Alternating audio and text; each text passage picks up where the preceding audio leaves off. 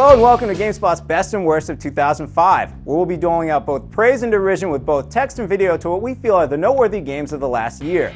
GameSpot's editors have been locked in a no-holds-barred combat, respectfully breaking each other's skulls over which games are worthy of what awards. We feel that for all the bloodshed, a game to be named one of our finalists is a praiseworthy achievement unto itself. Except, of course, for the dubious honors. Feel free to point and laugh at those. Before we hand out special achievement awards, bestow dubious honors, name our favorite games for specific genres and platforms, and crown our Game of the Year, take a moment to look back at 2005 with the year in review. But if you're impatient, watch this teaser and guess which award winners the GameSpot crew are talking about. Thanks, and enjoy.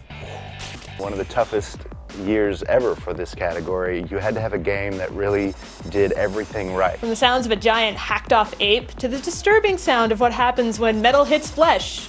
Repeatedly. And I think it did a good job of hooking people in and, revitalizing the mechanics and making puzzle games fun again. As I am, straight off the streets, there's nothing I dislike more than fake gangsterism. That game just got taken out of some time warp from 3 years in the future or something. I mean, games practically have no business being this good.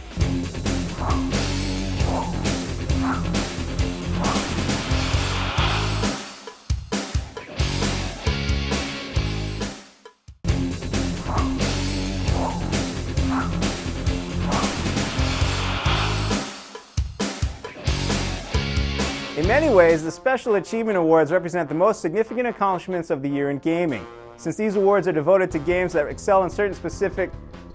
Sorry, I was reading straight off the page there, wasn't I? Every year, GameSpot's Special Achievement Awards mutate to fit the current trends found in video games. This year, we've added new categories for sweat, metal, and upset, disheveled men. Kinda sounds like an office tournament of Guitar Hero! Man, with more around like that, and this could be a legitimate award show. Click on!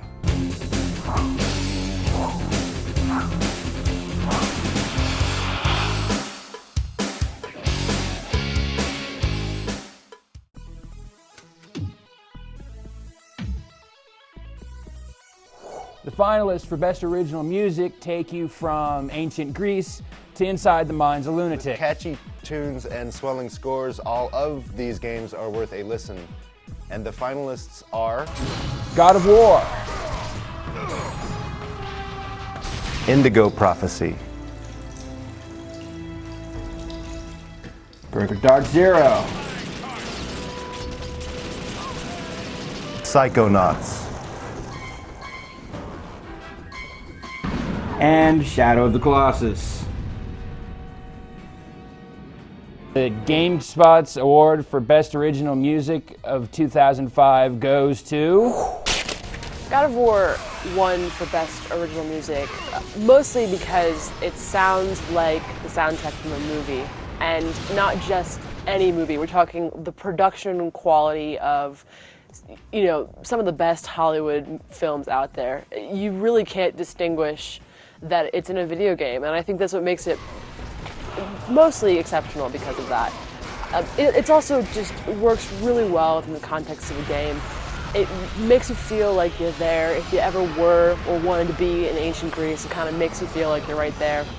And it ranges from just over-the-top dramatic music to sort of really quiet, mellow tunes, and it works just really well within the context of the game.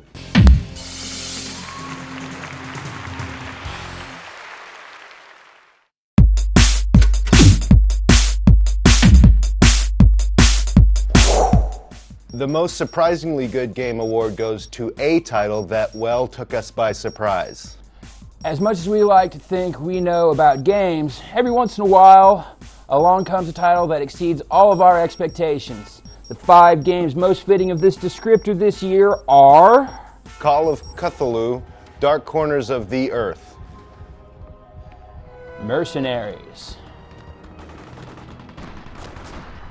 Mortal Kombat, Shaolin Monks. Racing Gears Advance. Star Wars Republic Commando.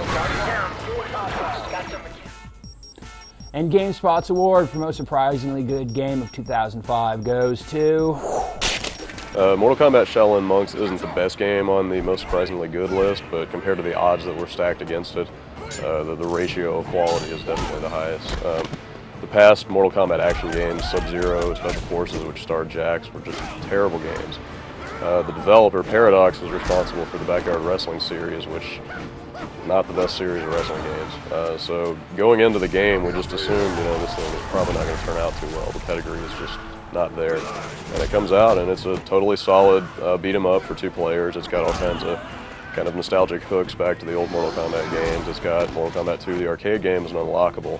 Lots of depth in the combat. It was just a really solid action game.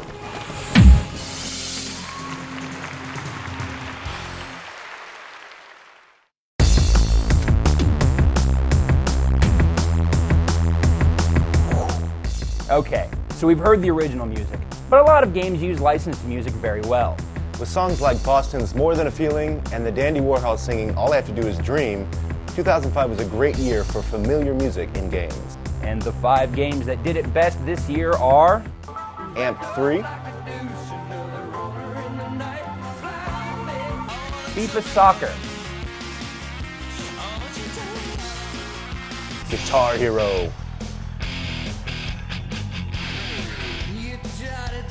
Project Gotham Racing 3,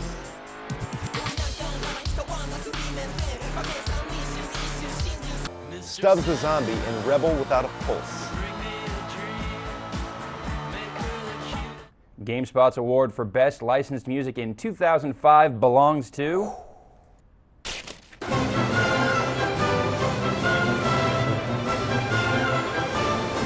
Well, a lot of people had a really good time with Project Gotham Racing 2 because that had a really great music system with a lot of tracks. It had about 240 tracks in that game.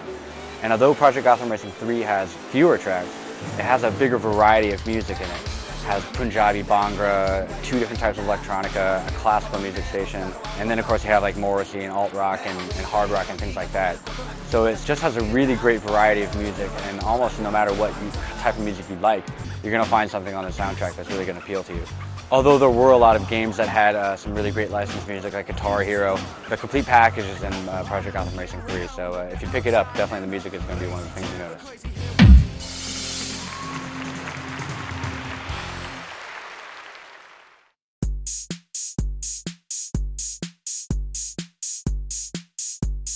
Games have come a long way from simply shooting anything that moves. Now there are reasons to shoot everything that moves, like great characters and compelling cinematic plots. The nominees for Best Story are Amp 3, Think about it. I should have made a roller blade game. That would have been pretty sweet. Cold Winter. Indigo The Prophecy, world kicks you in the teeth, and you don't have any choice but to see things the way they really are. Killer 7.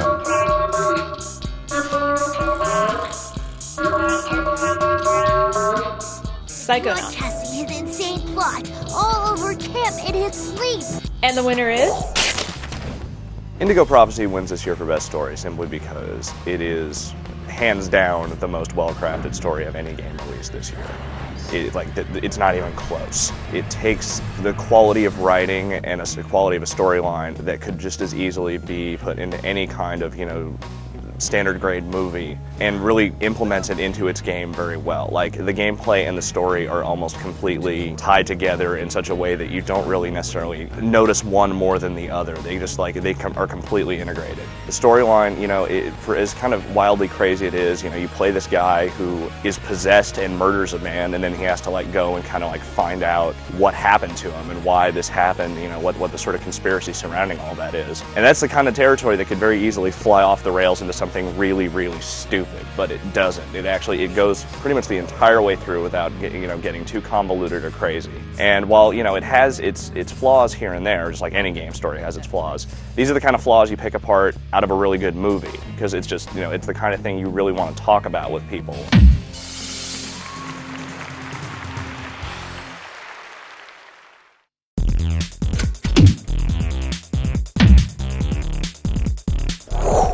We had many great sounding games this year, but the nominees for Best Sound Effects let us hear things that we've rarely heard before. From the sounds of a giant hacked-off ape to the disturbing sound of what happens when metal hits flesh, repeatedly.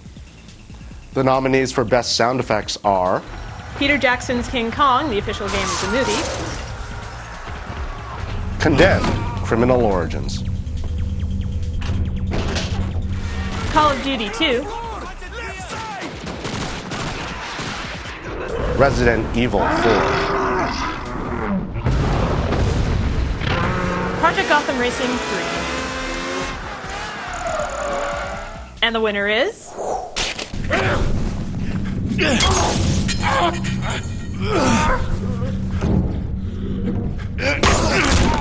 There are just a lot of fantastic sounding games out there at this point, but Condemned really stood out from all the other games this year as the game with the greatest and most kind of terrifying sound effects. This game just sounds real. There's a lot of really crazy attention to detail in the audio, and the audio is a big part of what makes Condemned really just one of the most atmospheric, gripping games this year. But you've got these really much more lifelike sound effects than you've ever heard going with this game's combat, especially. As you're hitting guys with all kinds of different blunt objects, it's like you have to wonder how they got those sounds in the first place, because you can't really imagine the sound of a 2x4 hitting someone in the head being much different from what it sounds like in this game. So Condemned does some really crazy stuff with its audio, and it's one of the things about the game that really struck us and really stuck with us.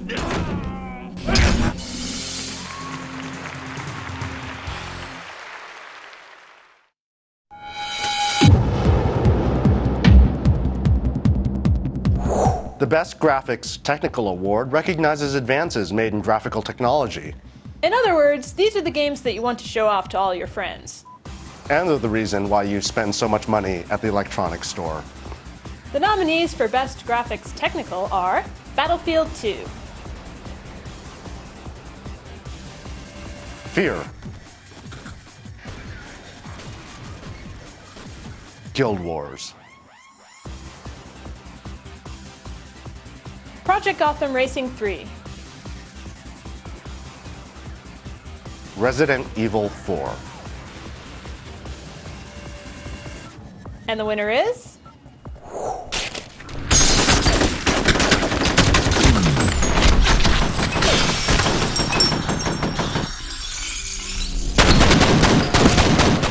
Of all the fancy whiz-bang effects that we saw this year, we were most impressed by what Fear brought to bear, because that game just made the act of shooting guns from a first-person perspective seem far more believable than pretty much any other game to date. Fear just struck us as the sort of game where next year and in the years to come, pretty much every other game is going to be cribbing off of what this game does in terms of having these highly destructible environments where every single stray bullet is taking big chunks out of the walls, and things are just blowing up all around you, smoke everywhere.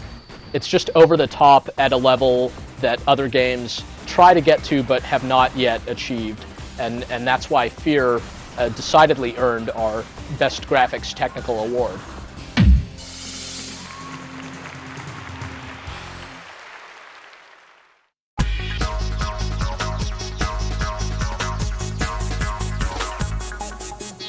Quality acting isn't just for the movies. Even in games, superior voice work can heighten dramatic tension or leave you rolling in the aisles. You know, Brad, you've got a pretty interesting voice yourself. Maybe you should try out for a video game role. Yeah, I tried out for one of our nominees, but apparently they didn't want Kratos to sound like a sleepy southern baritone. Anyway, the nominees for Best Voice Acting are That is why God of War, you, Kratos. Only a mortal trained. I was just Gun. admiring your rifle. Indigo John Prophecy, was just a nice, normal guy. I can't see why you... Peter Jackson's King Kong, the official game of the movie. You can bet your life on it. Psychonauts, Are you okay? I had the strangest machine-induced... And the winner for Best Voice Acting is... And still. Psychonauts has some really great voice acting. Even though there are no celebrities or anything hip like that, like a lot of other games try to do, They're all professional voice actors, and they did a great job. Even though a lot of them had to do multiple voices, they're really hysterically funny. In a lot of cases, you just laugh out loud throughout the entire game, which is not something that happens in a lot of games. Although not a lot of people played Psychonauts, anybody who goes back and picks it up is going to have a great time. It's well written, and a lot of the voice acting is really great. So even though there are quite a few games with great voice acting this year, Psychonauts definitely stood out among all of them, so that's why it won this category. How is that great?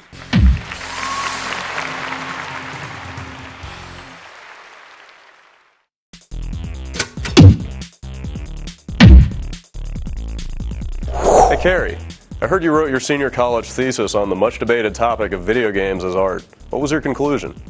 Well, it all depends on your definition. Many games this year did a good job of fusing technical prowess with visual artistry. The award for Best Graphics Artistic singles out games whose aesthetic qualities certainly support the case that games may be appreciated for their art. I flunked art history. And the nominees are... Guild Wars, Oddworld, Stranger's Wrath. Never liked guns. Psychonauts, Oh, hi, Raz. Squirrel trouble? Resident Evil 4. Shadow of the Colossus, And the game with the most astounding artistic merit is... Psychonauts wins this year for Best Graphics Artistic simply because that game is artistry in every sense of the word. It is just such a well-crafted art design that, you know, it's a mixture of things, sort of like, you know, the kind of Tim Burton-esque animated character design with this kind of like Pixar-ish sort of, you know, world. And it's all really inventive, especially, you know, like the whole psychic element of the game, the way that like it takes these level designs and sort of like wraps them, you know, into these kind of metaphorical worlds that represent the personalities of each character. So like, you know, you go into the sort of staunch, kind of conservative looking Agent 9's head, and he's got this really like, you know, just cubey sort of like 60s kind of design going on. Then you go into the crazy, you know, security guard's head where he's obsessed with conspiracies and whatnot, and it looks like this crazy 50s neighborhood that's sort of like been twisted around, made all loopy-loopy, and then there's like all these secret agents kind of wandering around, like, you know, pretending to be certain people and whatnot. And then there's the whole velvet painting level that goes on inside the head of the Spanish artist. So it's like, you know, this neon color scheme with all these really crazily designed characters, and just, you know, it's beautiful to look at. In fact, every aspect of Psychonauts is really beautiful to look at. And isn't that what makes artistry? There you go.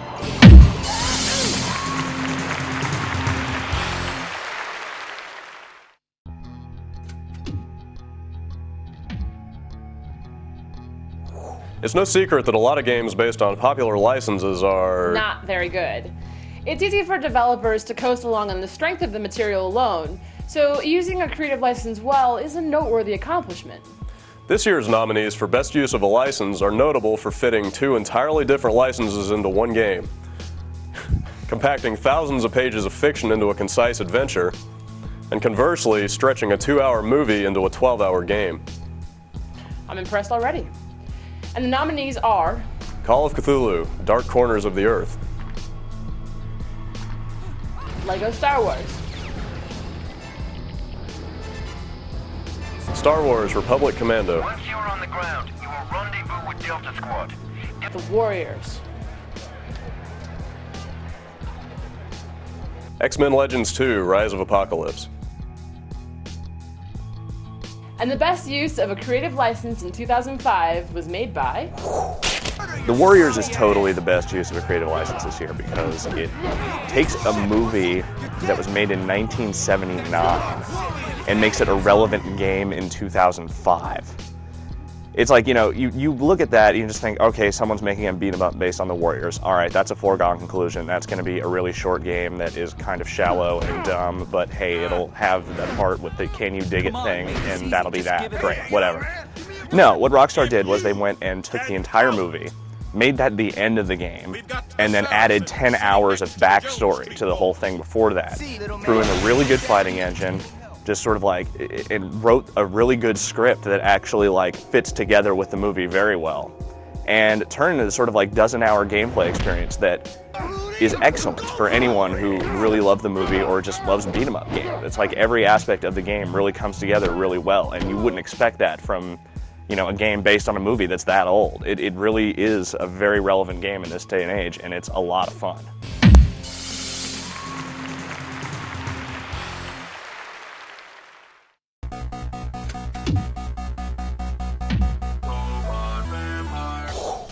Games with the best artificial intelligence can fool us. They can make us think a game is actually thinking. This year's finalists for Best AI include some astonishing leaps forward in multiple genres. And they are Call of Duty 2, Fear, Forza Motorsport, NBA 2K6, SWAT 4, and the award for Best AI goes to...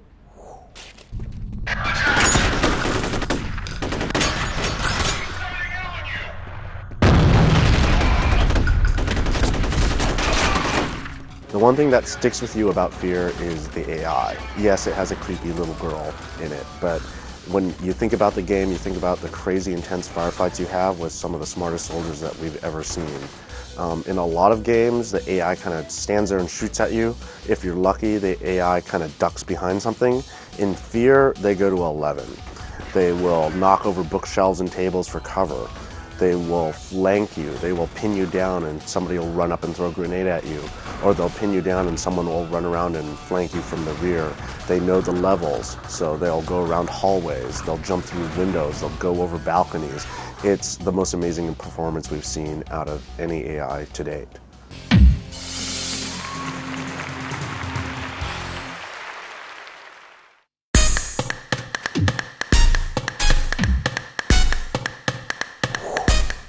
There were plenty of weird games this year. But the finalists for GameSpot's most outrageous games of 2005 weren't just weird, they've just been crazy. And they are Amp 3, Chili Rellenos. Honey, aren't you forgetting something? Killer 7, The Matrix, Path of Neo, Need for Speed Most Wanted, You got a lot of reps to earn before you get to run with him. Total Overdose, A Gunslinger's Tale in Mexico, and the award for Most Outrageous Game of 2005 goes to... It's all in here. The magic, the mystery, and some recipes. We are going where the snow is deep and the powder is fresh. But first we must pass through the gate of self-awareness, which is guarded by the horrible demonic demon. Amp 3 is a really bizarre case where they've taken a pretty standard snowboarding series and just made it completely unhinged. The most prominent crazy aspect of Amp 3 is the storyline, which starts off pretty standard like you're hanging out with your snowboarding buddies and you're going to go down to Chile for the season, but someone steals your money and they blame you, and it seems like, okay, it's going to go down a pretty typical path, but then it just veers off into crazy town. There's evil geniuses making video games that are brainwashing people. There's a boy band. There's snow goddesses. It just goes all over the map, and it's really complemented well by a bizarre visual style. The game cuts and pastes from just so many different media sources. You're looking at sock puppets, anime, basically anything you can think of, it's in there.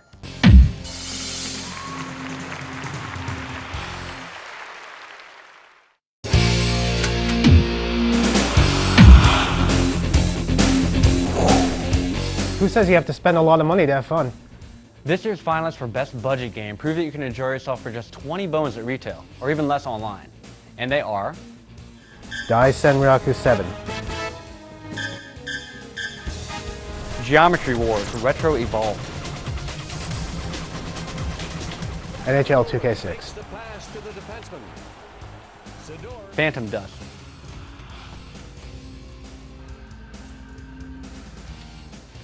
and the award for Best Budget Game goes to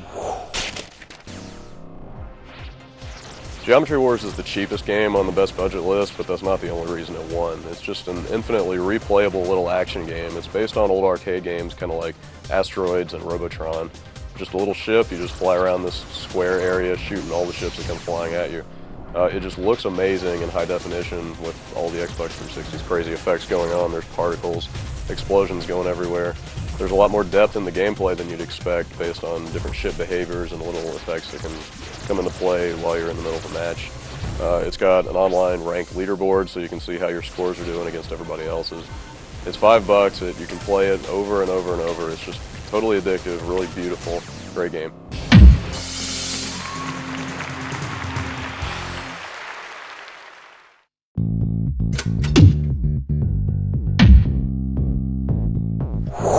You know, Greg, last year we saw a lot of really huge sequels come out, but this year it seems like we've seen more original titles. That's right, and along with all those new franchises come brand new characters for us to identify with, idolize, or dress up as when we go to gaming conventions. Yeah. Anyway, here are our nominees for Best New Character. Buck Wad, Amp 3. I was just finishing my workout. Harmon Smith, Killer 7. But unfortunately, Kratos, God of War. From all of us. Raz, Psychonauts. UPE. Yes. And Stubbs, from Stubbs the Zombie, Rebel Without a Pulse. And GameSpot's award for Best New Character of 2005 goes to... Tricks are for kids, Coon. I'm an old man. Nothing has changed for 30 years. This was sort of an unfair fight, actually, because Harmon Smith from Killer 7 is something like 7, maybe 8 or more characters all rolled up into one, because he's this assassin with multiple split personalities that are basically entirely different characters, each in their own right. But Harmon Smith is really at the heart of what makes Killer 7 such an interesting game, and it's this totally one-of-a-kind character. So Killer 7 is definitely way out there, but part of the reason it's such a compelling game is because right from the start, that main character and his split personalities are very interesting. So you really want to know what's going on with this character, and although you don't exactly find out necessarily, it's some really amazing stuff that eventually happens to this game and to this character. So we're going to remember Harmon Smith for a good long time.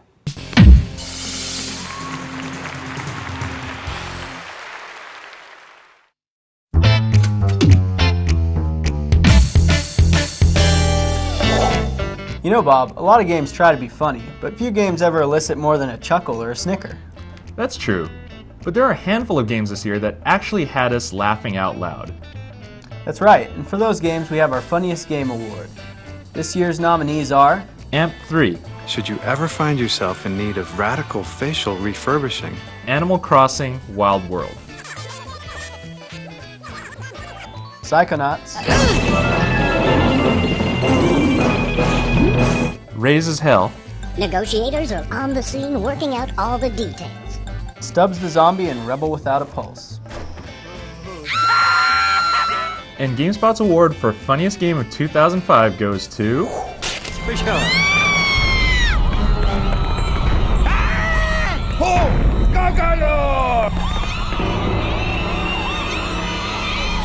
Psychonauts is, without a doubt, the funniest game that came out this year.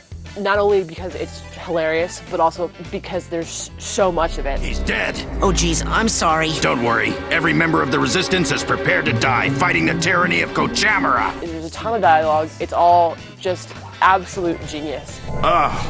So tacky. I can't look directly at it, but I control those feelings. Everything from Little Dogen, with the tinfoil hat. They told me this was a summer camp. To the agents inside the crazy milkman's brain. Over time, my husband will desire me less sexually, but he will always enjoy my pies. From just sort of these overarching concepts are hilarious, to characters are hilarious, to just the smallest little bits of text. Everything about that game is funny. Oh no! You didn't just hit my boyfriend!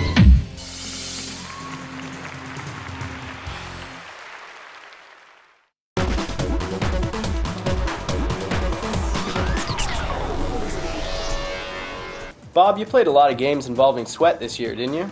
I sure did. Between the 6 basketball games I reviewed, I saw literally gallons of virtual sweat. That's impressive. And it wasn't just basketball games that were getting sweaty this year either. The nominees for GameSpot's Best Use of Sweat Award are FIFA 06 Road to FIFA World Cup, Fight Night Round 2, NBA 2K6,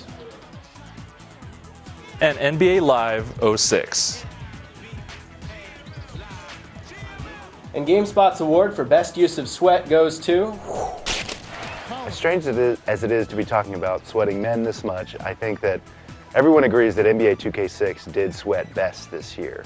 The players come out on the court and they're not sort of drenched in sweat. They don't look like they're on the losing end of the dunk tank or something. They come out relatively, dry and ready to work. And then as the game progresses, they'll sort of get, they'll get sweaty as NBA players do when they're running up and down the court. Furthermore, there's not a lot of gratuitous dripping going on. There's games that did it too much. There's games that maybe didn't do it enough. I think NBA 2K6 really found the right balance and made a cool effect look really, really great in the game.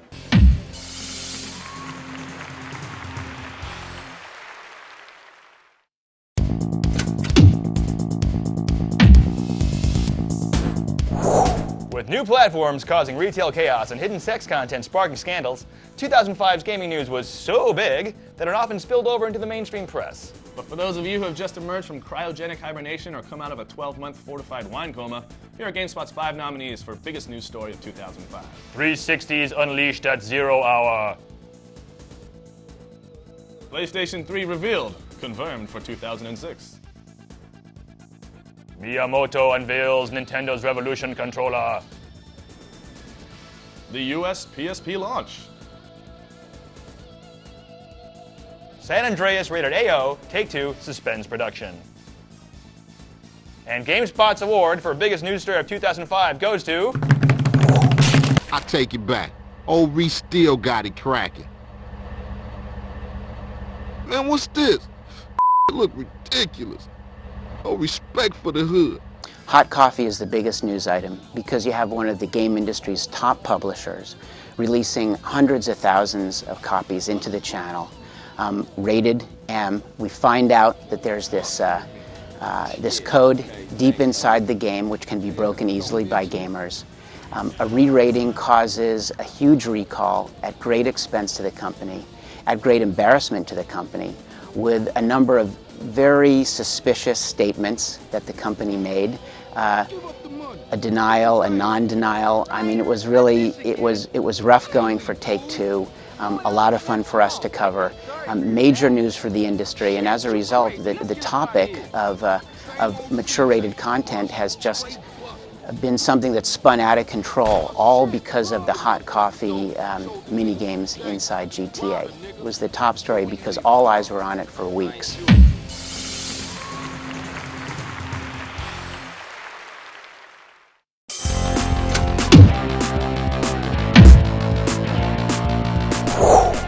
I believe it was my good friend P. Diddy that uttered the now immortal advertising slogan, "It's good to play together."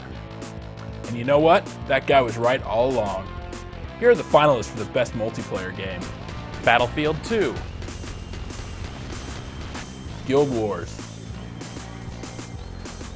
Mario Kart DS,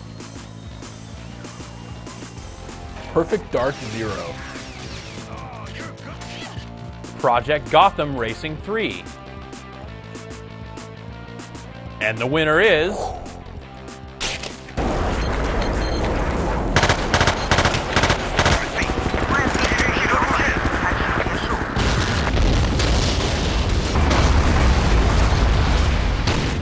We love Battlefield 2. Of all the multiplayer games we played this year, this is the one we probably played the most collectively, just because it is the most crazy fun. One of the charms, of course, of all Battlefield games is you create your own moments. Battlefield 2 is no different. There are lots of crazy moments when you accidentally almost kill your own teammates, or the artillery comes in and you fly 50 feet in the air before you land and everything like that. But the action and the entire squad-based nature of this game stand out so well that it elevates it beyond even previous Battlefield games.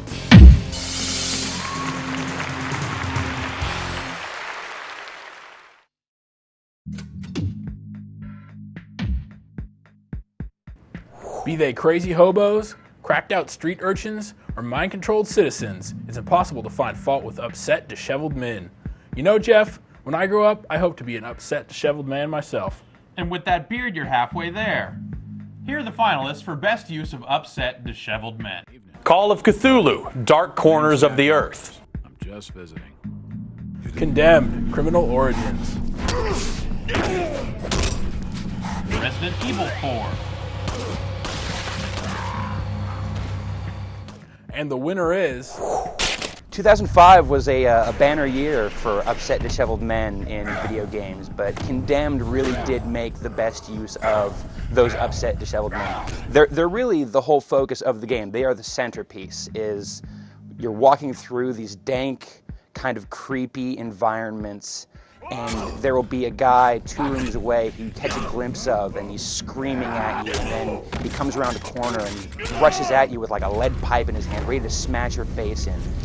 And it's so in your face, and it's so perfect, and it really it makes the game so much more satisfying when you have to beat them down. Just hobo beating has never been so much fun.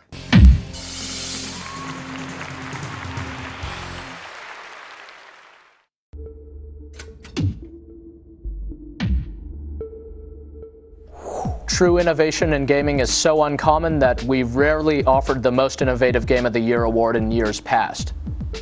The nominees in this year's category are so innovative, so different, so unique, that they make last year's nominees look like a pile of crap. The nominees for Most Innovative Game of 2005 are Guild Wars, Indigo Prophecy, Killer 7, Trace Memory, Trauma Center, Under the Knife, and the Most Innovative Game of 2005 is... Anything else I should know? Nah, not really. You'll know when you see them, they're, different. Will do. Killer 7 is GameSpot's most innovative game of the year. It's kind of an odd choice because not a lot of people played it, but it's probably not a lot of people played it because it was so innovative. It was very difficult to get into for most people. It had a very odd way of telling a story. You're put into the head of a psychopath with multiple personalities, and you have to take control of each of the personalities and try to figure out what the hell is going on. And it never makes it really clear what the heck exactly is going on. So you're kind of left with a bunch of pieces of a puzzle, and you're not really told how to put it together. You can interpret it in a lot of different ways, and a lot of people have.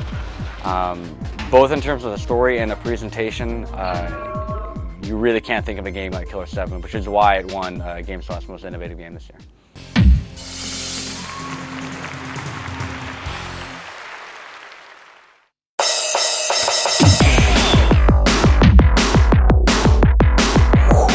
You'd think, what with all the games out there, that game designers would have run out of bright ideas for new ways of controlling games by now.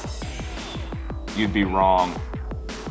The nominees for the most original game mechanic of 2005 are Playing guitar in Guitar Hero,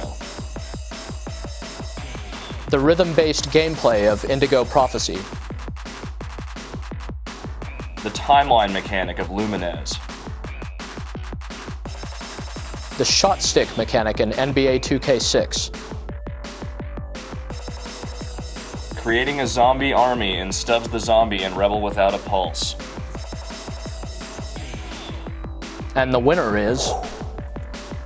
And good things are going to happen. The shot stick mechanic in NBA 2K6 won because it sort of helps take basketball games really to another level as far as helping recreate the creativity and the spontaneity in the sport. So instead of just pressing a button and have the computer pick what kind of layup or dunk you're going to do, you can use the right analog stick in the game to dictate which hand you're going to put the shot up with and what type of shot you're going to do. And it really adds a lot to the user control over the game and making the game play more like real basketball.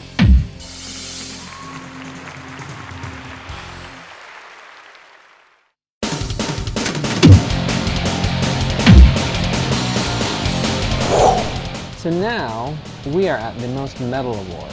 That's a new category this year, Justin, isn't it? That's right, Ricardo. Apparently a number of games released this year boast exceptional soundtracks of the metal variety. And some of them were so good that those of us at GameSpot of a long-haired, head-banging persuasion felt compelled to give them props in their own award category. The games I, or at least they, are talking about are, of course, 1993's Lords of Thunder. Well, actually, if we're going to sort of stay consistent, they have to be games released this year. Oh, okay, so I guess the only nominations for Most Metal this year are Devil May Cry 3, Dante's Awakening, God of War, Guitar Hero, Kingdom Under Fire Heroes, and the most metal game of 2005 is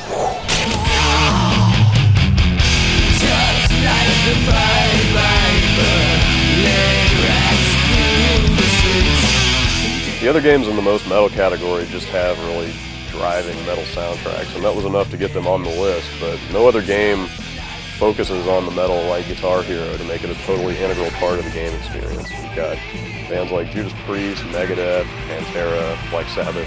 Those bands really make you want to just stand up and bang your head while you're playing the game. Guitar Hero also wastes no opportunity sticking in little bits of metal humor wherever it can. I mean, you've got the friggin' Grim Reaper as a selectable character. He plays a scythe guitar. You've got all kinds of licensed Gibson guitars, including the classic metal Flying U. Overall, Guitar Hero, get it, rock on.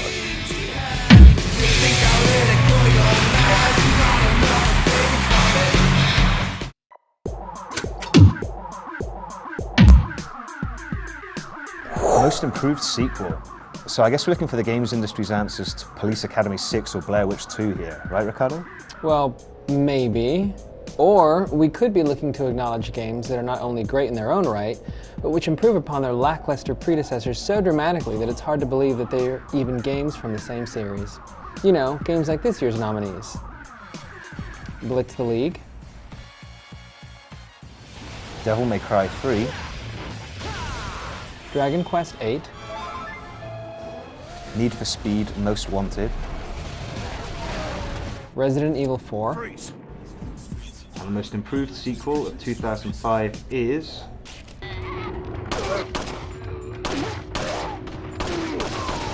The Resident Evil games really did get stuck in a rut. So even if you were a big fan of the series, you're probably going to get tired of the same mechanics over and over again. Resident Evil 4 took these mechanics that had gotten tired and old, that were once great but just sort of got overused, and threw them out the window and brought Resident Evil back to life like it was reinventing the first game in the series again.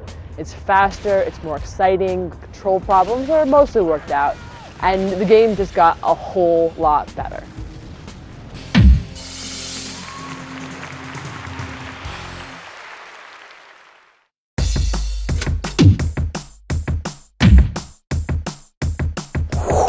We saw a lot of new hardware in 05. New video cards, new processors, but a lot of that comes out every year. This year was special because that next-gen hardware we've been talking about for years has finally started to arrive. 05 opened up with a new portable from Sony and ended with a powerful new Xbox from Microsoft.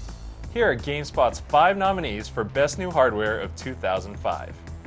Sony PSP. AMD Athlon 64 X2 Dual Core. NVIDIA GeForce 7800 GTX.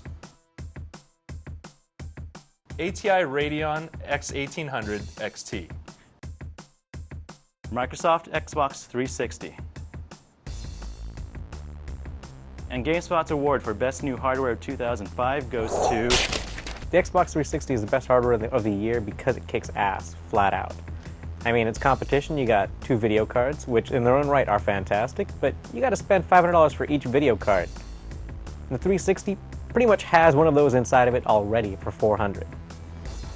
The CPU, the Athlon X2, once again, fantastic CPU, but it's still only part of a computer.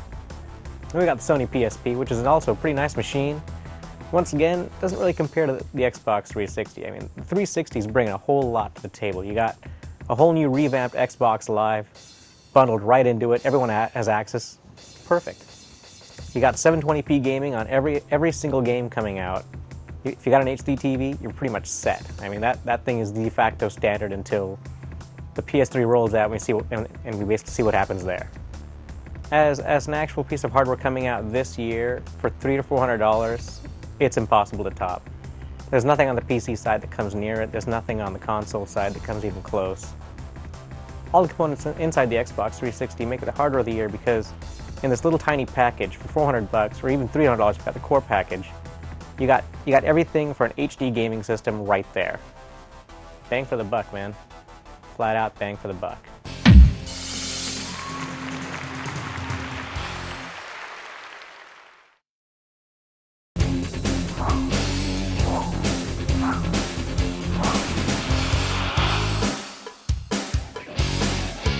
Dubious honors are a nice way of saying these games screwed up somewhere along the way. Now, not all the following games are bad, just look at the Best Game No One Played nominees. They're cool, but from a misuse of Casper Van Dien's considerable talents to all kinds of bustas, the following games could have either tried a little harder, toned some things down here or there, or just not gone there in the first place. And oh yeah, the Dubious honors were awarded at a previous ceremony held in the GameSpot AV room. Now that's just fun to say.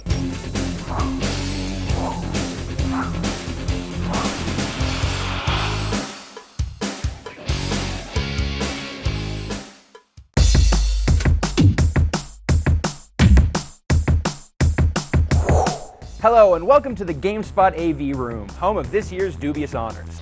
First up is Most Despicable Product Placement, and the worst offenders are... Burnout Legends, because we love games that hitch up when the music track changes. Oh wait, no we don't. SWAT 4. Not only does SWAT 4 have streaming ads, but it can tell when, how long, and from what angle you're looking at them. Hooray, Big Brother! The Matrix Online. Nothing quite takes you out of the Matrix like being reminded to turn on the History Channel tomorrow evening in the real world. Kind of makes you wish you had taken the blue pill instead. NBA 2K6. Over-the-top sponsorship in every single aspect of the game is a little too real for its own good. And the dubiousest of them all is... SWAT 4. Oh goody, a new patch for my game.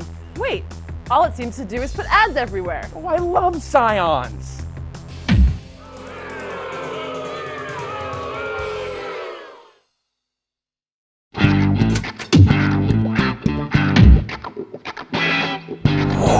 And now, the worst use of celebrity voices. Carrie, there are some great actors here, used in horrible ways. Yeah, like Casper Van Dien in Starship Troopers. I mean, how can you screw that up? Move it, you apes! Do you want to live forever? Or Christopher Walken in True Crime New York City. The man's a legend. I was on the job when the best part of you was running down your mother's leg, detective. Or David Duchovny in Area 51. Actually, that guy's kind of been mailing it in for years. This was different. Yeah, and 50's never been much of a talker. 50 Cent, the hardest motherfucker on the streets. A lot of found that out the hard way.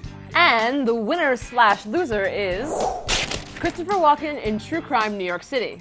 It's not his fault. The game just needed less suck and more Chris Walken. Yeah, and more cowbell.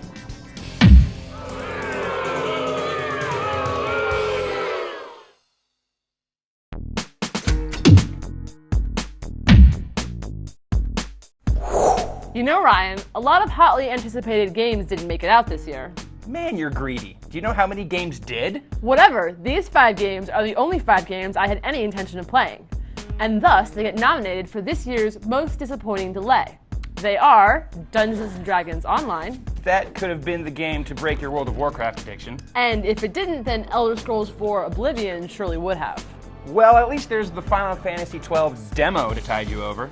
You know, after E3, I think there were a couple of people who were hoping to play Legend of Zelda Twilight Princess. And Stalker, this was its year for sure. And the winner is...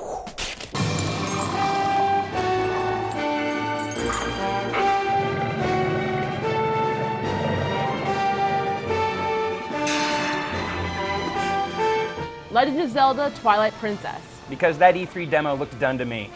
Sorry, GameCube, I'll remember to dust you off, I promise.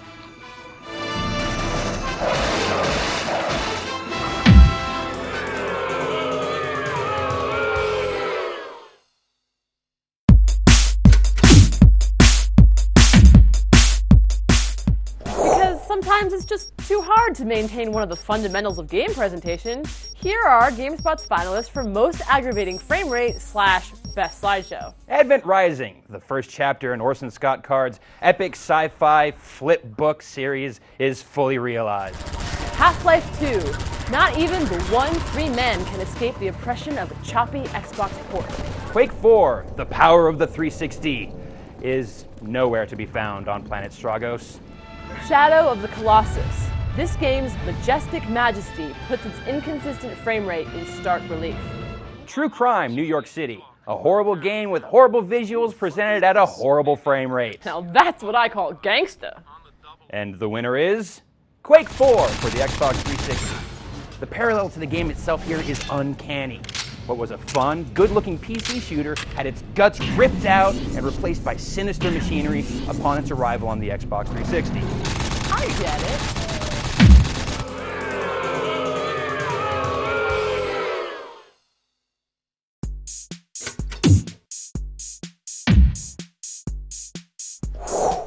– 2005 revealed some pretty ugly trends in the gaming industry. Here are the 5 that really bothered us the most. All the horrible poker video games. Sorry, but you're gonna have to do better than slap Chris Moneymaker's fat, ugly mug on a box to do this right. Yo, yo, yo, Big B! Don't forget all about them urban-themed games. They's all off the his A. I don't know, Bob. Dynamic in-game advertising is pretty annoying too. Say, would you like a delicious Snickers bar? Well, thanks a lot, Brian. They'll really hit the spot after I spent all my money on next-gen games with their next-gen pricing. Anyone know why my copy of Gun for Xbox 360 costs $10 more than the PS2 version? It's the same game. Well, hey, at least it is the same game. I bought Call of Duty 2 and Battlefield 2 on the PS2 thinking it'd be the same great game as on the PC. But these are totally different and not nearly as good. Why do publishers try to sucker people by making 2 different games with the same name? It's because the man is all about taking your paper, know what I'm saying? That's why the worst trend in all of 05 is all the urban games, yo. Bob? Dude, you grew up in Acadia, not Compton. You don't even sound like a gangbanger, you just sound stupid. Oh, come on now, why you gotta diss me like that? I just got done playing 187 Ride or Die. Now the hood's in my heart. You feel me, dog? Whatever.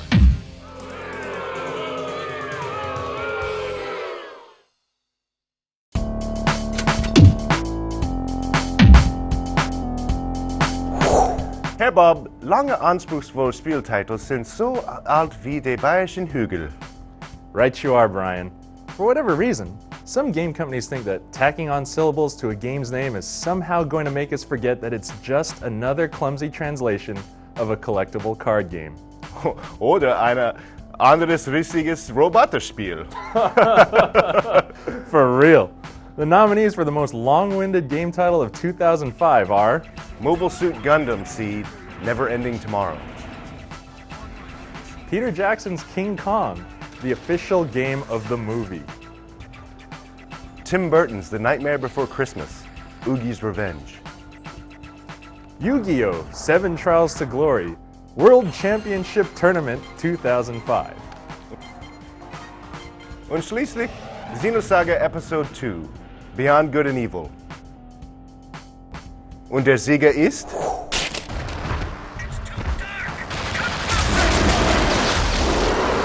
Peter Jackson's King Kong, the official game of the movie. That's right, No game this year managed to be as tediously and needlessly explanatory as this one. We would have been happy with King Kong. Hell, we could have gotten behind just playing Kong. But as it stands now, Peter Jackson's King Kong, the official game of the movie, stands out as not only the winner in 2005, but one of the most long-winded movie-licensed game titles in recent memory. Mindestens bit Mark Steven Johnsons und Nick Cages Geistmissfahrer kommt die amtliche Xbox-Version des Spiels, das auf der Film basiert, auf den komische Wunder basiert heraus. Couldn't have said it better myself.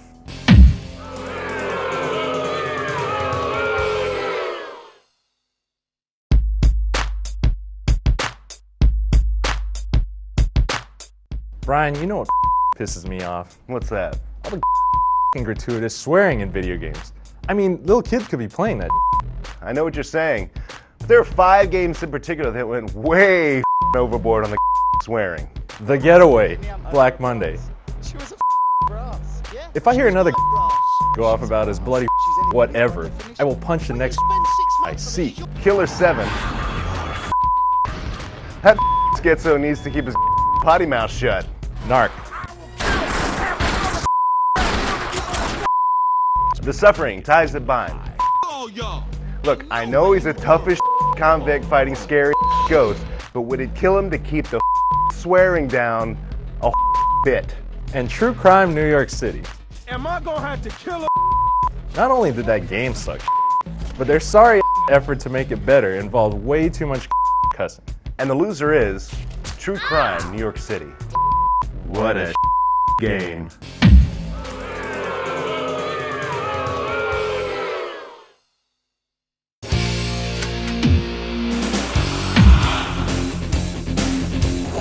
Okay, here are this year's most disappointing games, accompanied by snide and potentially offensive one-liners as we lash out in an attempt to cope with our inner pain.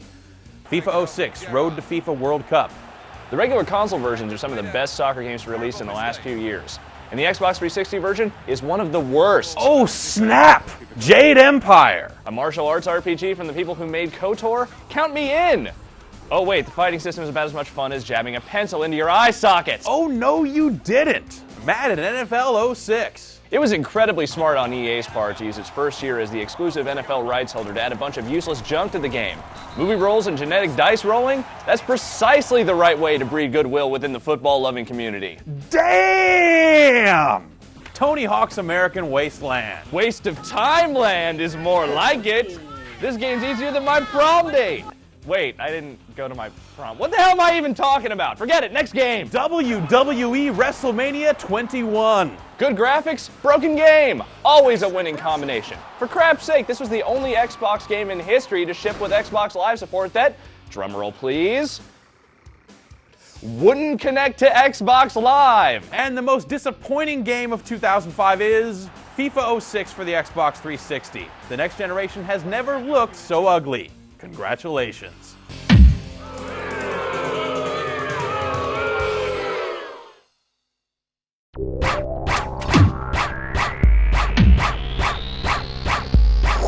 As I am, you know, straight off the streets, there's nothing I dislike more than fake gangsterism. Or as my crimey writer might say, busters. Right, Alex? That's right, Loke. These games are the biggest busters of the year. 187 Ride or Die. Lorenz Tate and Gorilla Black should have known better. My favorite part is when people who had probably never heard a rap song in their life were asked to transcribe the dialogue. Hysterical. 50 Cent Bulletproof. 50 Cent especially should have known better. Fun-proof is more like it. Someone should have shot this game 9 times instead of releasing it. Suck-ass game! Crime Life Gang Wars. Any game that spells colors with a U when referring to your gang colors obviously has its fingers on the pulse of the streets. True Crime New York City. When one of the more prominent gangs you're fighting is a bunch of Bauhaus and Anne Rice-loving goth geeks, you are officially not gangsta, son. Oh, word? Word. And the winner is 187 Ride or Die. It's on and pop lockin'. That's right, G-Ride up!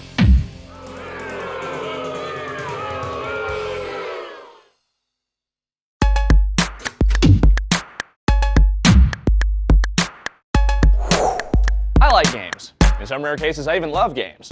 But some games are so ugly, so horrifically busted, that not even their own mothers could love them. Let's take a look at our own version of the Isle of Misfit Toys, this year's finalists for the flat-out worst game. Chicago Enforcer takes a year-old PC game that sucked to begin with, ports it to the Xbox with a crappy multiplayer mode, and then clubs you over the head and steals your wallet. Or at least that's kind of how you feel by the end of it. Crime Life Gang Wars proved that if everything falls perfectly into place, you too can release an Xbox game that looks more like a PlayStation 1 game. Land of the Dead Road to Fiddler's Green does the unthinkable in making zombies stupider than zombies are even supposed to be. If I were a member of a zombie activist group, I'd consider this a hate crime against zombie kind. Marvel Nemesis was kind of a lousy game on consoles and the PSP. The DS version makes those versions look like works of art in comparison. So broken. And finally, Peter Jackson's King Kong, the official game of the movie, is still a really dumb title no matter which version of the game you play, but at least all the other ones actually play well. This one is largely broken and also has the added benefit of periodically resetting the DS from time to time. Unbelievable. And the winner is... Can we even call this really a winner? Yeah! Alright, and the winner is Land of the Dead. Way to go, Brainbox Games, you've created the worst console first-person shooter since RoboCop.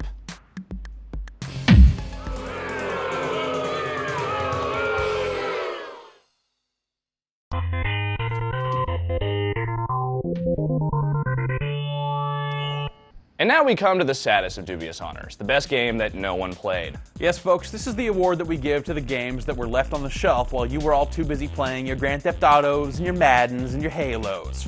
For shame! For these 5 games were some of the best their particular platforms had to offer. And you shunned them! You tossed them out in the cold, left them to the wolves, and spit upon their carcasses, you heartless sons of... Whoa, easy, Tex. Come on. Sorry, dude, my bad. This is just kind of an emotional category for me. First up, we have GTR FIA Racing, one of the best simulation racers ever released on any platform. Too bad everyone ignored it in favor of your fancy pants Forzas and Gran Turismo. Nyeh. Nexus the Jupiter Incident is one of the most attractive looking and best playing space combat strategy games ever devised. And that right there is probably why nobody bothered to play this game. Psychonauts is one of the funniest, cleverest, and flat out one of the most enjoyable games released this year. And its meek sales probably nearly killed Majesco. What the hell were you doing with your year that you were too good or too busy to be playing such a delightful game? And yeah, I used the word delightful. Do something about it. Racing Gears Advance came from a practically unknown publisher and delivered a totally wicked car combat experience on the GBA. And the fact that it sold like 8 copies once again shows why this sort of thing almost never happens. Trackmania was a nominee for this category last year, so it's morbidly fitting that its much improved sequel would appear here as well, after selling even less copies than the original. Clearly, there is no God. True. And the winner is... Psychonauts. And the streak of Tim Schafer's games becoming critics' darlings that sell atrociously continues. Timmy, buddy, we're sorry.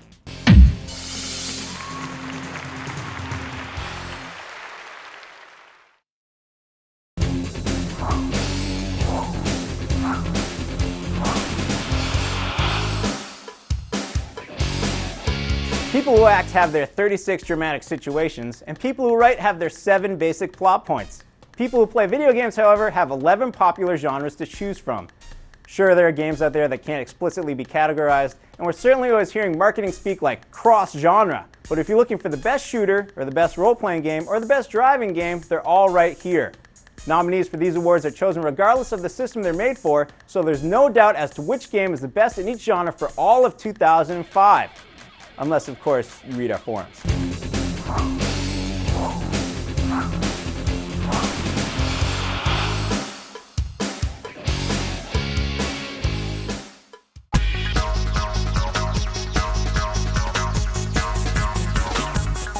The action-adventure category is always one of the most competitive every single year, just because there's always so many games about hacking dudes up.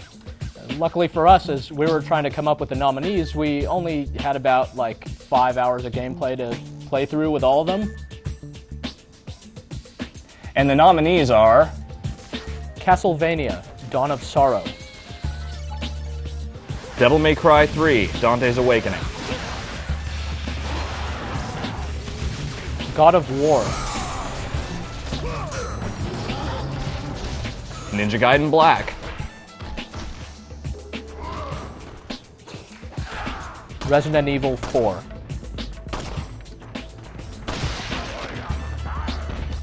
And the winner is... Resident Evil 4 is the best action-adventure game of the year because it does so many things right, and it does so many things better than any game has ever done before. The first thing you notice about the game is that it just looks amazing. It's got this really cohesive look. You get the kind of creeped out feeling as soon as you are put into the game. It just creates this environment, and there's these enemies that it throws at you that just creates this intensity that just doesn't let up through the whole game, even when you're not fighting an enemy. And it just creates an amazing game that's just a lot of fun to play for just about anybody. It's really an unparalleled game in terms of action-adventure games this year.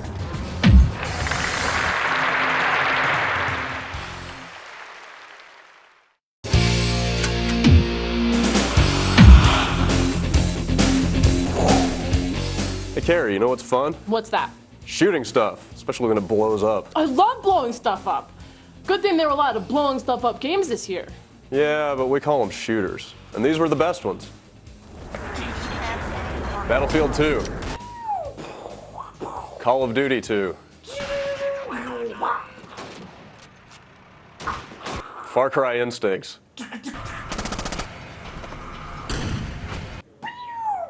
Fear.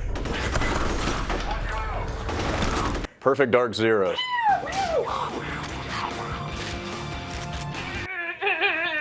You okay there, Rambo? Anyway, the rootin' tootin'est shooter this year is... When you get down to it, it's all about firing a gun in a first-person shooter, and Fear captured that like no other game this year. This is a very intense, very great first-person shooter where you will not only be scared, but you will experience some of the best firefights that you've ever played in a first-person shooter before. Firing a gun in this game is awesome. You fire a bullet in an office and crap flies everywhere, and it's great. After a firefight, you'll have these big clouds of gun smoke in the air. It looks incredibly realistic, and in a way, it's pretty cool too, because if you're in a thick firefight, you can create your own cover. Just shoot out a wall, fire the little particle pieces in the air, and they can't see you for a few seconds. Run across. It's something like that. You combine it with the AI and the scary little girl, and Fear is easily the best shooter we have this year.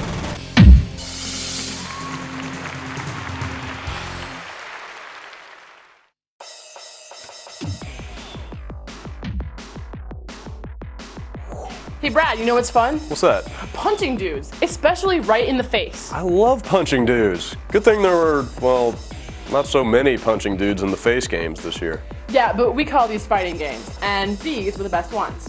Darkstalkers Chronicle, The Chaos Tower. Soul Calibur 3. Tekken 5. And the best fighting game of the year is...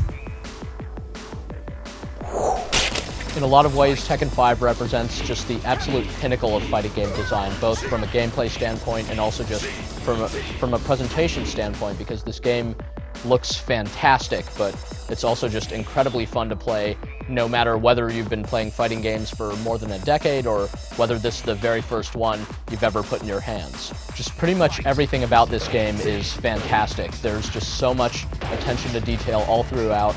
You really get a sense that the designers cared about each and every one of these many cool, interesting characters that are part of the roster. Tekken 5 just delivers that hard-hitting feel that we're really looking for from pretty much any fighting game, but it delivers that much better than any other game this year and just offers more depth, you know, better looking, cooler, more interesting characters, every single martial arts style you can think of. I mean, if you want a great fighting game, this is just the easiest choice in the world to make.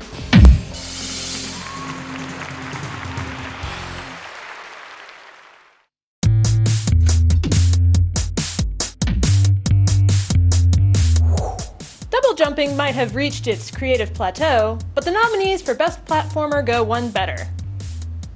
No, they don't have triple jumping, but they do take us some neat places, from the thoughts of psychic campers to Kirby's adorable domain. The finalists for Best Platformer Game are... Psychonauts. Why don't I just sit over here quietly with my fellow Psychadets? Sly 3, Honor Among Thieves.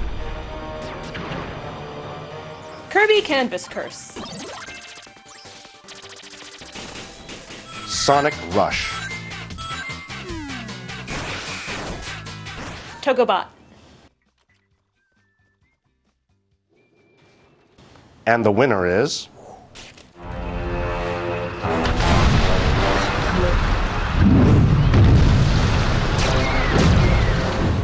Psychonauts won Best Platformer because it does a really good job at sort of reviving the genre that has sort of been trailing down the past couple years. When most games set out to become, you know, less platform, and most platform games become less platform these days, you know, and infuse more action and more attitude. Psychonauts does kind of the opposite and brings back a lot of, you know, really cool, stylish elements. Like the inside of the milkman's brain, the sort of getting around that whole level, the navigation of that level is pretty cool. To the Napoleon war scene, you know, there's a lot of really, really cool elements in that game, and it does an amazing job with all of them.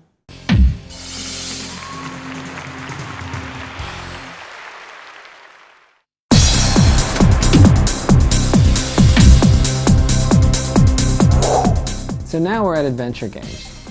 You know, the genre's evolved quite a bit over the years, and it's taken on all sorts of different meanings. So what are we calling them this year? So adventure games, for us at least, are games that focus on maybe exploration, puzzle solving, and good storytelling. These are the games that maybe don't have rocket launchers, fast cars, or footballs in them. Some of them are still really good though, and in 2005, some of the best adventure games released were Indigo Prophecy, Myst 5, End of Ages, Nibiru, Age of Secrets, Phoenix Wright, Ace Attorney, Trace Memory. and the best adventure game of 2005 is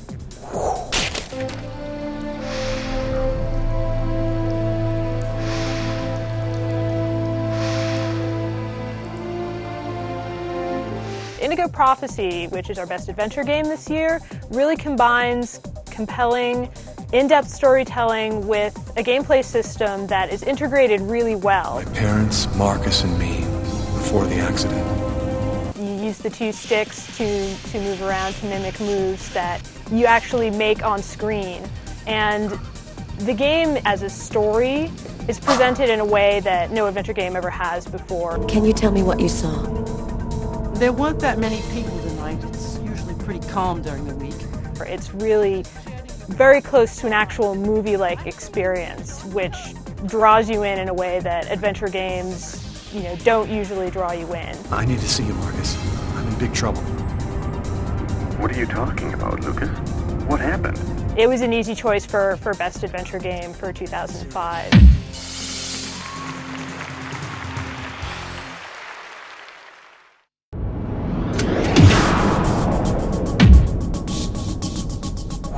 So once upon a time, driving games were really simple. You just took one sprite and you took it to the finish line and you dodged other sprites, and that was pretty much it. But things are a little bit more involved these days, aren't they? Yeah, that's right. I love the best driving games now aren't even just about racing. If they were, this category would be called the best racing game. Don't believe me? Take a look at this year's nominees. Burnout Revenge, Forza Motorsport, GTR FIA Racing, Mario Kart DS, Project Gotham Racing 3. and the best driving game of 2005 is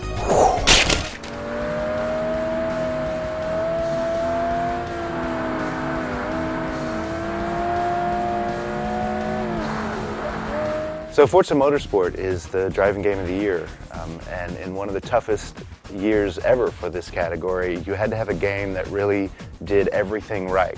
It was a game that you could get right into and feel like you knew what you were doing, but if you really wanted to be good, you had to spend the hours and practice and get used to the cars.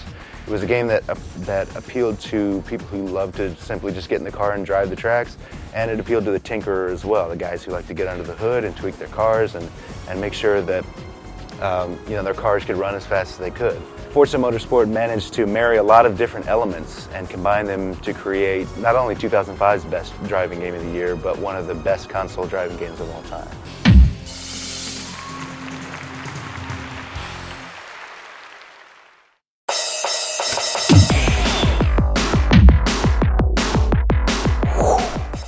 You know, Brian, if you're going to twist my arm and make me choose a favorite genre from 2005, first I'd say ouch. And then I'd say puzzle and rhythm games. I agree, Ryan. From wailing on guitars to managing little squares on various portable devices, I was all up on the puzzle and rhythm games. The 5 puzzle and rhythm games this year are Guitar Hero, We Love Katamari, Lumines, Medios, WarioWare Twisted. And the best puzzle and rhythm game of 2005 is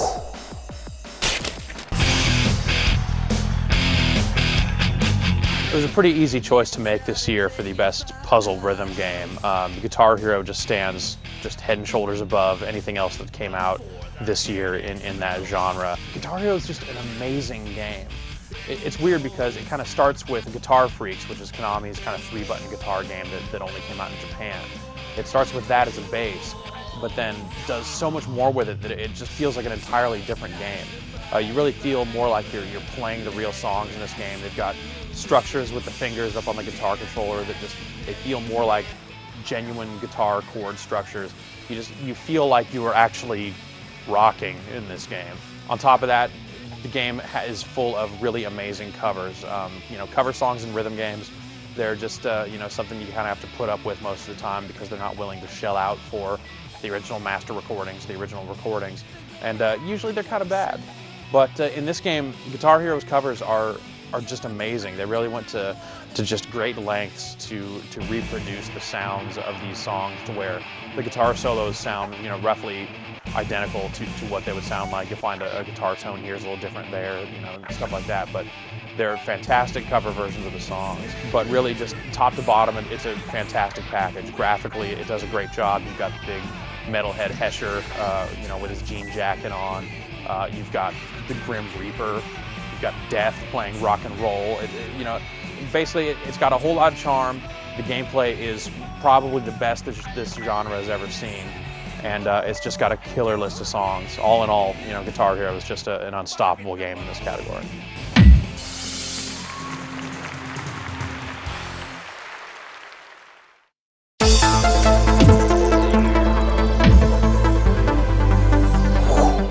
We didn't get a new Final Fantasy, but we still played a few great RPGs this year, didn't we, Bob? Yeah, World of Warcraft. Well, for those of us who aren't lost in Azeroth, the nominees for Best Role-Playing Game of 2005 are Dragon Quest VIII, Journey of the Cursed King. Guild Wars, Fire Emblem, Path of Radiance, Fire Emblem, The Sacred Stones, and Riviera, The Promised Land. GameSpot's award for Best Role-Playing Game of 2005 goes to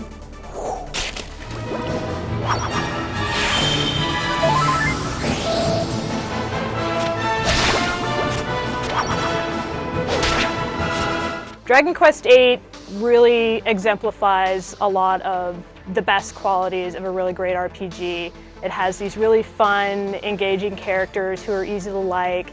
It has this expansive, really beautiful world that's just really fun to explore and search out all the nooks and crannies in it. It has this great cast of monsters that range from really imposing to really silly, and they all have these great designs and they're very fun to fight. It also has a great battle system that's really simple to get into, but it has a fair amount of depth, so you can really get into the strategizing for fights, which can be really challenging in this game, which is something that you don't always see in RPGs. The whole experience is just very cohesive, very entertaining, which you don't always get. RPGs kind of tend to the dramatic and dark side. This game is a lighthearted adventure that's really fun to go through.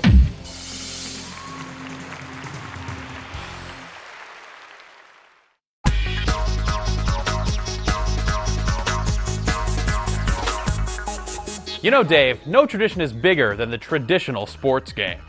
Except perhaps our annual running of the tacos, where we sit down and eat as many tacos as we possibly can. I don't know if I'd call a weekly event annual, but forget it. Here are this year's finalists for the best traditional sports game.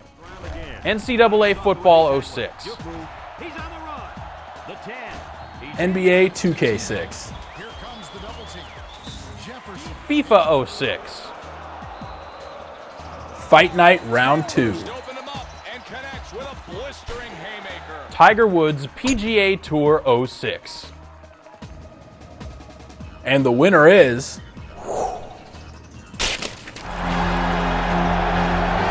FIFA 06 is the best traditional sports game of 2005, not only because it plays a really good game of soccer, but because it has loads and loads to offer, both for solo players and also for groups of players. For a single player, for example, you can play the career mode, which lasts 15 entire seasons, and you're not just playing with your team at that point, you're managing them, and you're answering to the board, you're answering to fans, you're setting ticket prices, you're really doing a lot of management stuff, and it's in depth, but it never gets kind of too much. It's never like overwhelming. The big thing for multiplayer this year is the all-new FIFA Lounge mode, which supports up to 8 players. And it's basically a mode, it's like a league for a bunch of you who are sitting in a living room or something, and you get awarded power-ups that you can use against your opponents in subsequent matches. So if you're bottom of the league, the next time you and I play, for example, you could give 5 of my players a yellow card before the match even starts, or tell all my players that they're tired before the game starts. So yeah, FIFA 06 is the best FIFA game ever made, and it's the best sports game this year.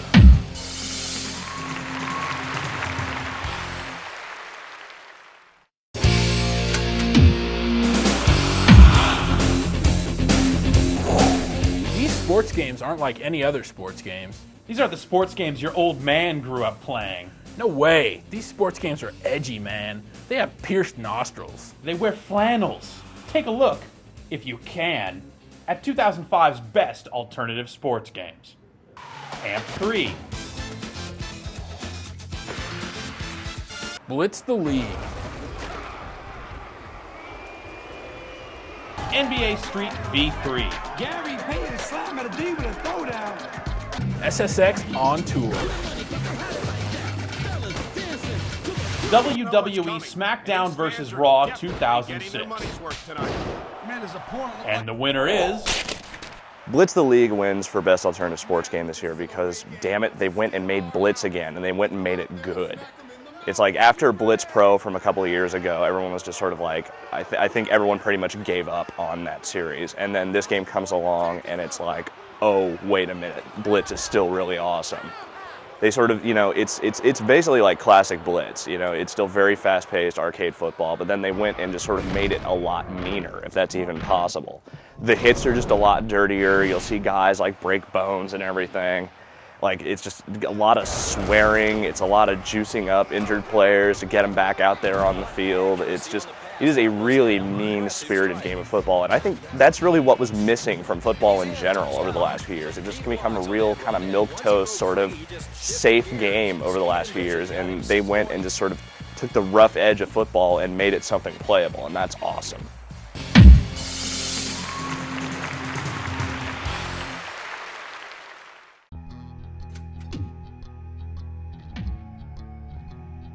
Though there weren't a lot of strategy games this year, there were a handful of really great ones. This year we saw the return of several classic strategy series as well as some brand new games. The finalists for this year's Best Strategy Game of 2005 are Advance Wars Dual Strike, Active War, direct action. Civilization 4. Dragon Shard. Metal Gear Acid. And the award for Best Strategy Game of 2005 goes to... I wouldn't be surprised if the divorce rate is up thanks to Civ 4. It goes a lot to say that after we've already had 3 Civilization games, Civ 4 comes across as the best. They've really rethought everything. It was reinvented from scratch, and in many ways it's as addictive as ever. They also got rid of everything we kind of didn't like about the previous Civ games. So out is all the old micromanagement that we hated. In and out, it's just this incredibly addicting turn-based strategy game where you spend pretty much your entire evening and, well, much of your next morning, you know, trying to conquer the world over and over again. Civ 4 is the ultimate strategy game.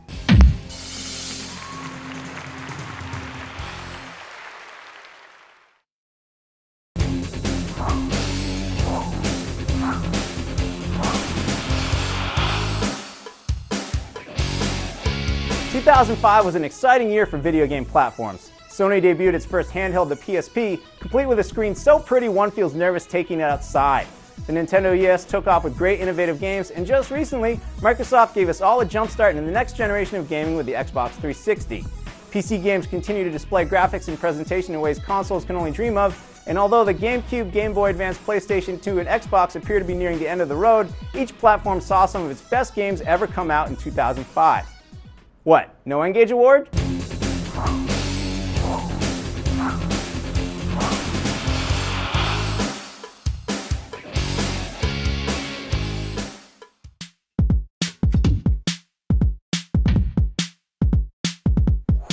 'With the DS and the PSP grabbing so much attention this year, the Game Boy Advance has been somewhat forgotten, but has also kind of turned into sort of the cool, hip, counterculture handheld to own.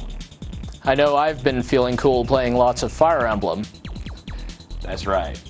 And the nominees for this year's Best Game Boy Advance game are... Fire Emblem, The Sacred Stones. Gunstar Superheroes. The Legend of Zelda, The Minish Cap. Riviera, The Promised Land. WarioWare, Twisted. And the winner is...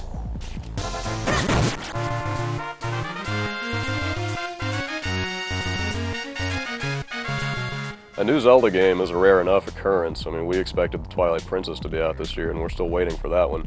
And now that Nintendo's focus in the handheld market is squarely on the DS, we really didn't expect to see another 2D Zelda adventure, but they surprised us last January with the Minish Cap on the Game Boy Advance.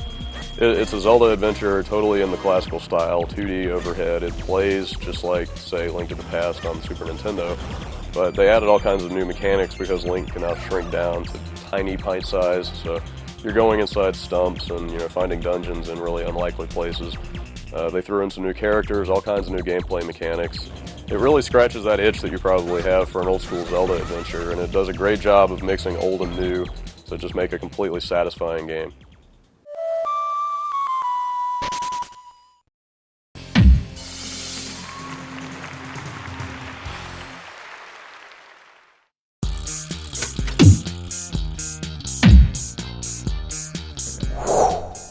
The Nintendo DS had a great year in 2005, making this category one of the most contested categories on the ballot this year.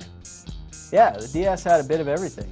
Puppies, neo-gothic vampire hunters, kart racing, turn-based warfare, interior design, courtroom drama. And that's not even including some of the crazy stuff that only came out in Japan. We could go on, but the nominees for Best DS Game of 2005 are... Advance Wars, Dual Strike. Animal Crossing, Wild World. Castlevania, Dawn of Sorrow. Mario Kart DS. And Nintendogs. And GameSpot's award for Best DS Game of 2005 goes to...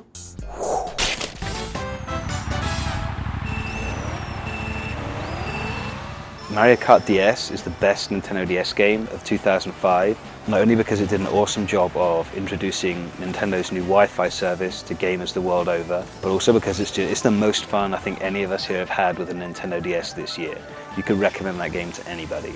The Mario Kart games have a superb history. They're some of the funnest racing games ever to come out, especially on a Nintendo system. The DS version is by far the best. If you're playing in single player, you've got like 8 different Grand Prix, that's 32 circuits, plus a mission mode, which is I think like over 50 battles and like boss battles and different missions to do. In multiplayer, you can have up to 8 players with a single copy of the game on like a local network, or you can play online with up to 3 other people from anywhere in the world.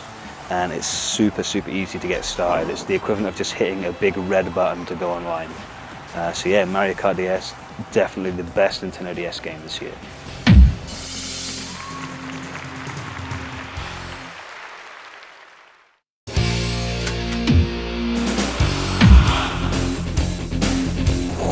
I gotta tell you, Ricardo, I love my PSP, perhaps far more than is healthy for a grown man. Did I ever tell you how my hand cramped up after playing on that last flight to Tokyo? I wasn't sat watching movies at all on that trip. Well, really, why should you be? There have been plenty of great games released for the PSP since it launched earlier this year. Consider our nominees for the best PSP game of 2005. For example, Burnout Legends, Grand Theft Auto, Liberty City Stories, Lumines, SOCOM, US Navy SEALs Fireteam Bravo, Wipeout Pure, and the best PSP game of 2005 is... It's hard to believe that the PSP came out this year. And it actually came out with a really strong lineup and then sort of had this long lull. In fact, I could probably say that most of 2005 was a lull for the PSP, that sort of post-launch dry spell that most consoles seem to hit, and probably will pick up a lot next year.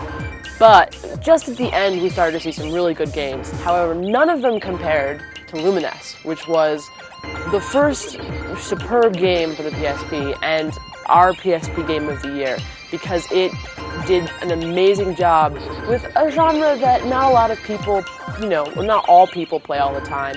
And I think it did a good job of hooking people in and, revitalizing the mechanics and making puzzle games fun again.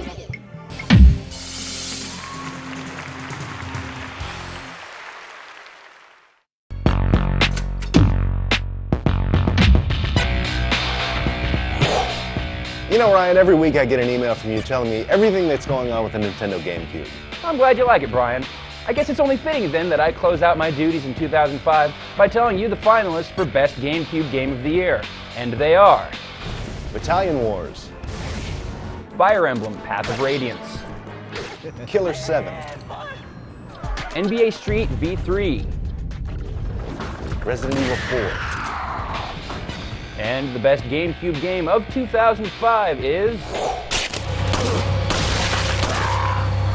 Resident Evil 4 was really the GameCube's ace in the hole. There wasn't a Zelda or a Mario or a Metroid. It looks absolutely phenomenal. It plays really well. There's no performance issues at all. And the controls are perfect.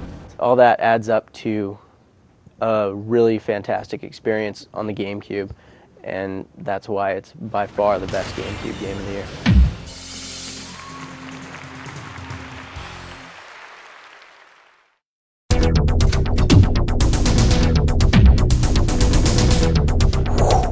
This year, the PlayStation 2's best games come from many different backgrounds and upbringings. From fighting to rocking, the PlayStation 2's year is big on variety. I hate the way they portray us in the media. You see a person playing a game, it says they're gamers. You see a person talking about how games need to be banned, it says they care about the kids. And it's been 5 days because most of the people are game players. And even for me to complain about it, I'd be a hypocrite because I've tried to turn away from the TV because it's too hard to watch. I've even been shopping before giving a donation. So now I'm calling my business manager right now to see what is the biggest amount I can give and just to imagine if I was down there. So anybody out there that wants to do anything that we can help, the Make America set up to help the game players, the kids, as slow as possible. I mean, the ESRB is doing everything they can. We already realize a lot of people that could help are at war right now, fighting another way, and they've given them permission to go down and shoot us. And subtle, but in many ways even more profoundly devastating, the PlayStation 2 has had games that exhibit style and creativity, seamlessly blending the old with the new. Hillary Clinton doesn't care about game players. God of War, Guitar Hero, Resident Evil 4, Shadow of the Colossus, Tekken 5.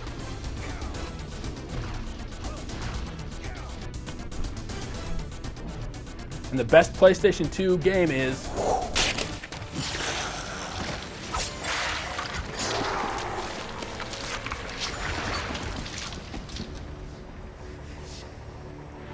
There's nothing really revolutionary about God of War. It's just an exceptionally well-made action-adventure game. It hits all of the notes that need to be hit. It's got great, satisfying, easy-to-pick-up combat, good, fun puzzles, beautiful graphics, an amazing orchestral soundtrack, and it also has a really good, mature theme to it without seeming like it's pandering, like it's just doing it for the sake of it. It really fits the tone of the game, and you have this amazing anti-hero Kratos who you really get to sympathize with over the course of the game, and just the most evil bad guy ever, the God of War himself, Ares. The whole package just comes together and is amazing from beginning to end.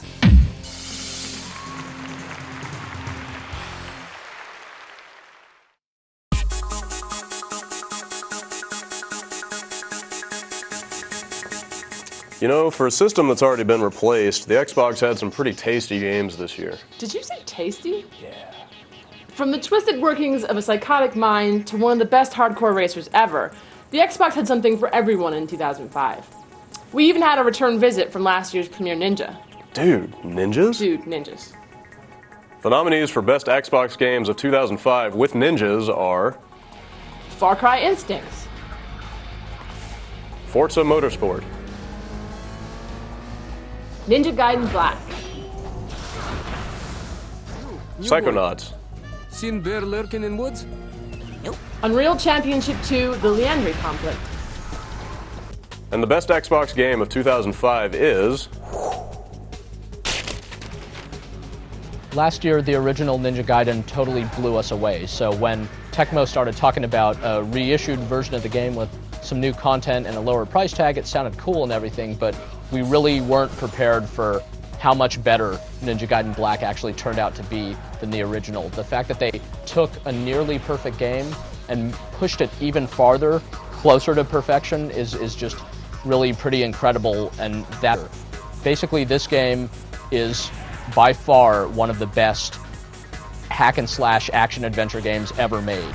And the few problems that the original game had, like people didn't like the camera here and there and they thought it was maybe too hard, this game addresses those few concerns and then adds tons and tons of new content and just brings out the best aspects of the gameplay through the mission mode and lets you play with all the different cool weapons. I mean, this game is just unbelievable and unbelievably better than other similar games out there. So we're just going to keep coming back to this game, and really it ended up being a rather easy choice.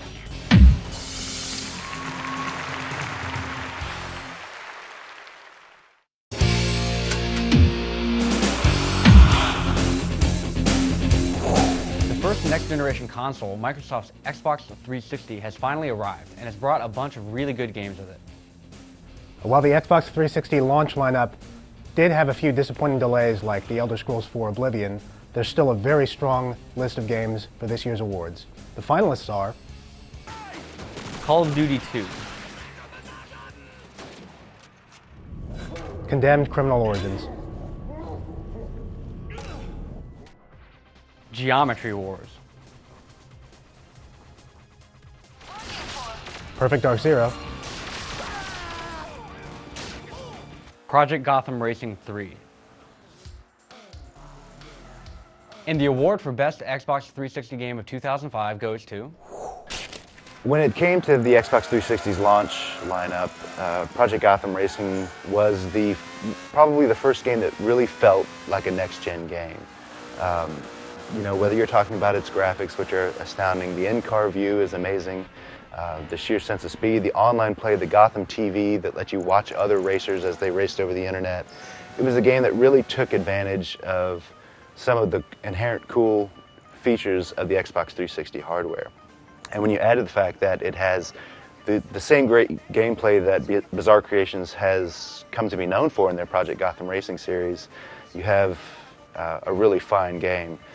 Project Gotham Racing 3 is unique in the racing game space in that it marries complex physics with real approachability, and it's also addictive as hell.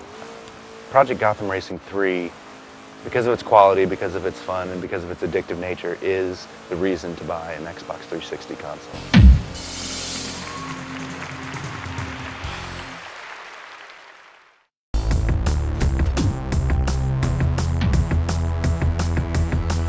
No, the PC isn't dead. In fact, the PC had some of the best games of the year once again.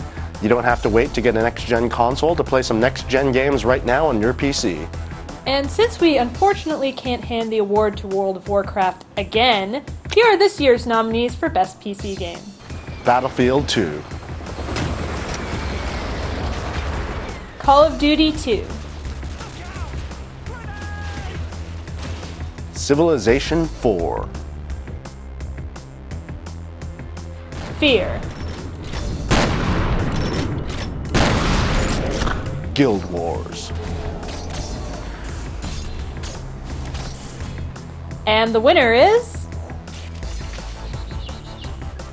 Civilization 4 was an easy choice for our Best PC Game of the Year award because this is the game that we're just going to keep coming back to over and over again for hours and hours, just because this game is so incredibly well designed and so addictive and really just so much fun.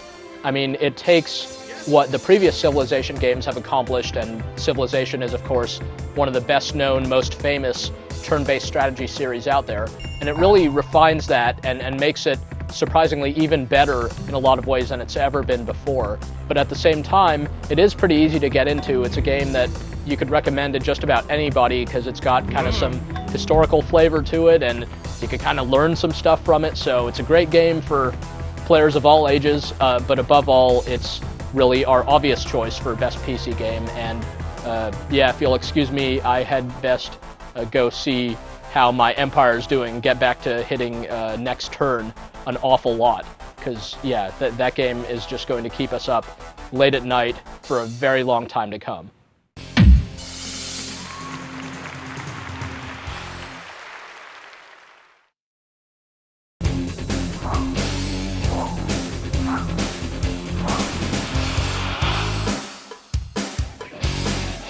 Here it is, GameSpot's Game of the Year for 2005.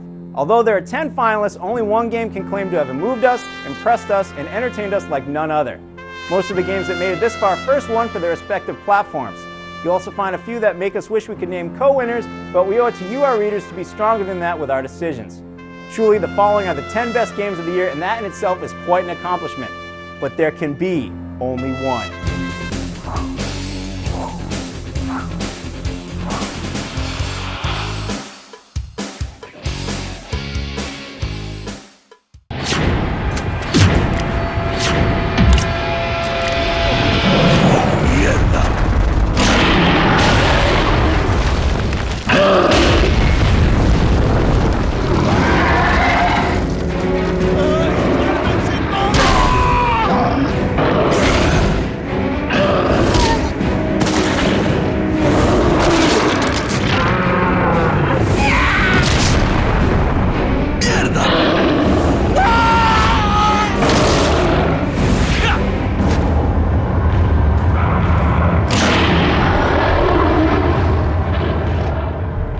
Resident Evil 4 took a genre and a series that seemed like it was kind of dwindling and made it incredible again.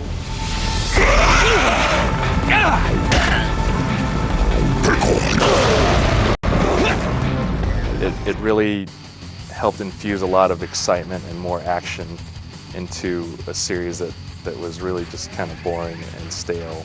It is hands down one of the best action games released in the last few years, and just a phenomenal experience that really actually makes survival horror something interesting again. How come other games aren't like this? It's just head and shoulders better than just about everything else out there this year.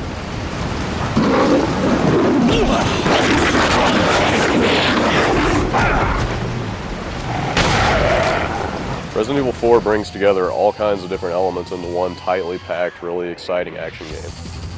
It's got a pretty unique control scheme, really satisfying shooting, incredibly creepy atmosphere, enormous bosses.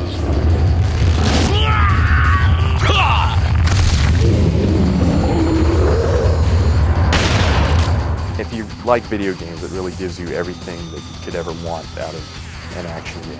I played through it about 5 times and I never really got tired of it. You can kill things in a bunch of different ways, which is, all it takes to entertain me pretty much.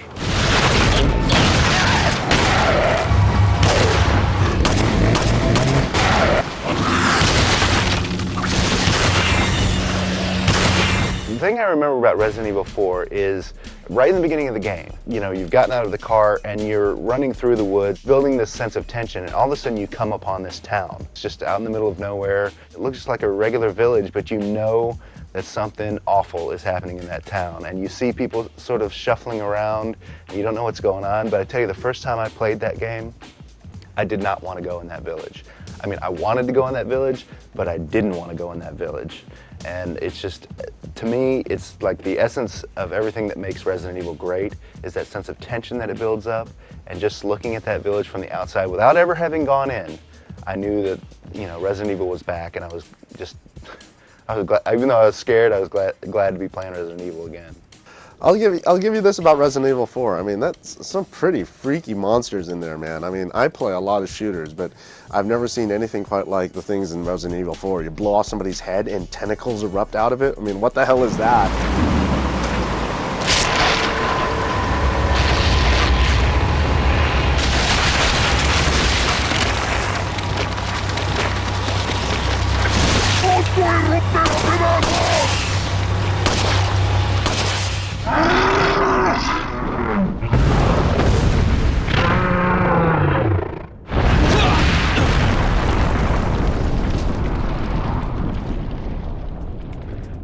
Resident Evil 4 feels like that game just got taken out of some time warp from 3 years in the future or something. I mean, games practically have no business being this good.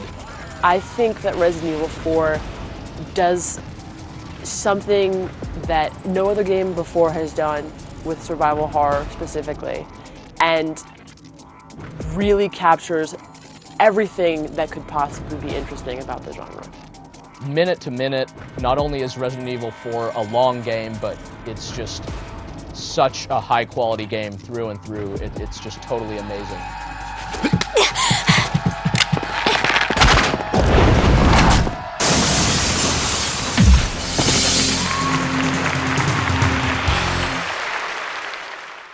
We hope you enjoyed GameSpot's Best and Worst of 2005. Now it's your turn to tell us what you think.